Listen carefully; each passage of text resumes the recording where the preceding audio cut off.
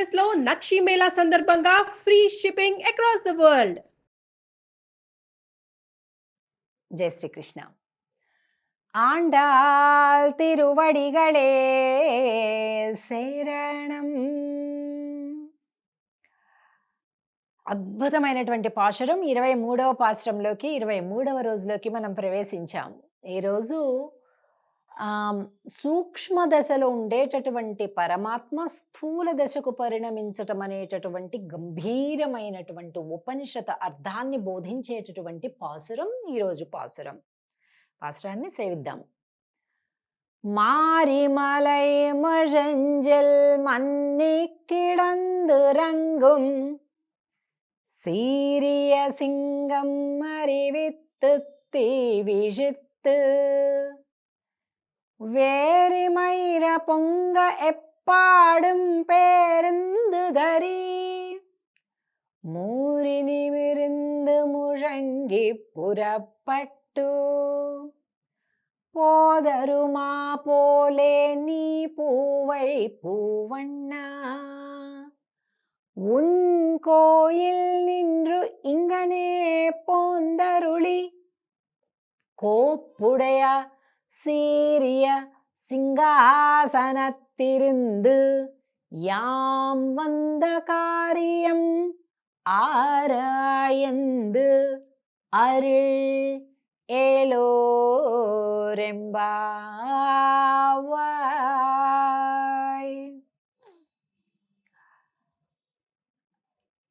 మారిమలై మషంజిల్ మన్నిక్కిడందు రంగం, చాలా చీకటిగా దట్టంగా ఉండేటటువంటి ఒక పెద్ద అడవి.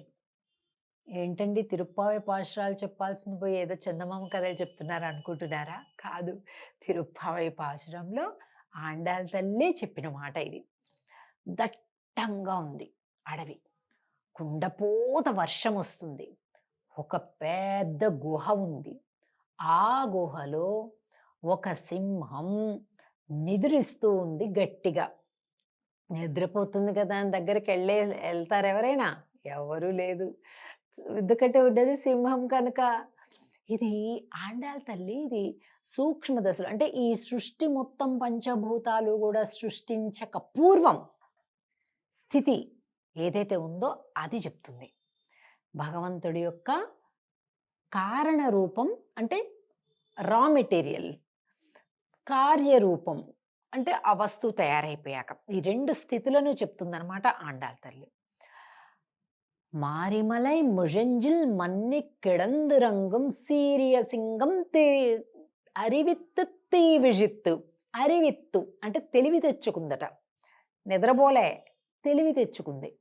అంటే సంకల్పం చేసి, పరమాత్మ సంకల్పం చేశాడనమాట. ఏమని?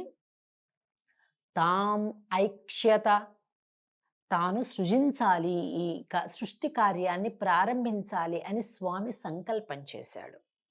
అలాగే సెంగమిరు పార్పోల్ బంధు తలై పెయ్దుం, ఎప్పుడైతే అభిమానాన్ని అంతటినీ కూడా తొలగింప చేసుకొని మనం భగవంతుడికి శరణాగతులు అంటామో వాళ్ళు పక్కకి వెళ్ళిపోతారు.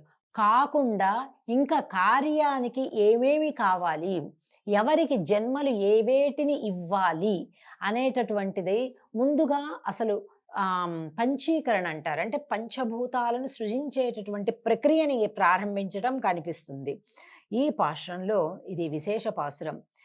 ఏం చేసిందట ఆ సింహం?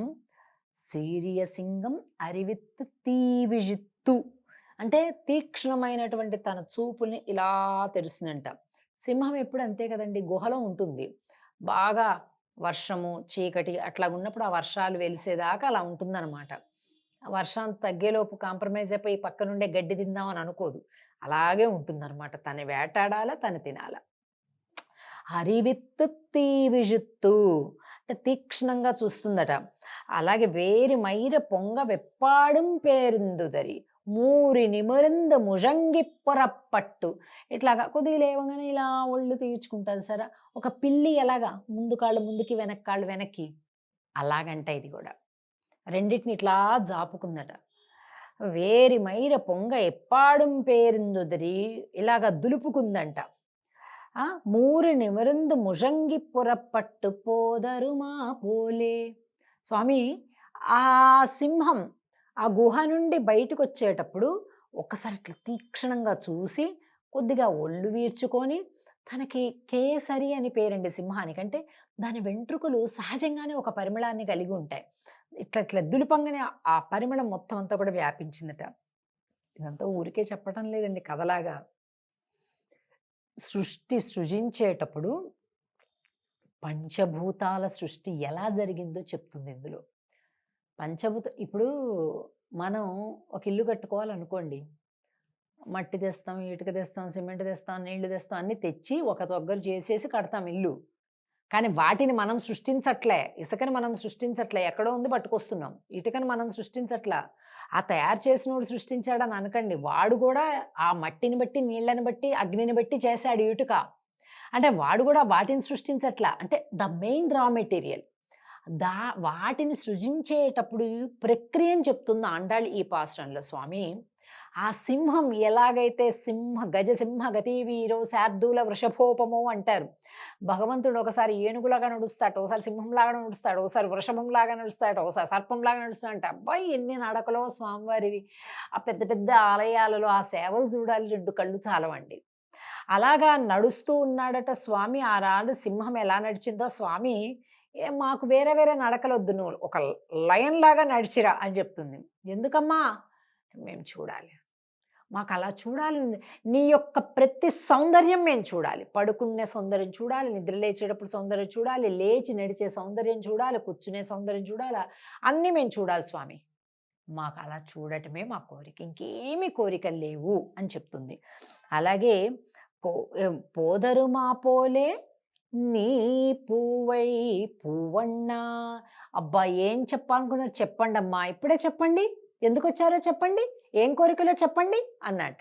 స్వామి ఉన్ కోయిల్ నిండ్రు ఇంగనే పొందరుళి. ఇలా నడుచుకుంటూ రా, అక్కడ గదిలో పడుకుంటే మేము చెప్పాం, వచ్చి సింహాసనం మీద కూర్చుంటేనే చెప్తాం. కోప్పుడయ సీరియ సింహాసనత్ ఇరుందు.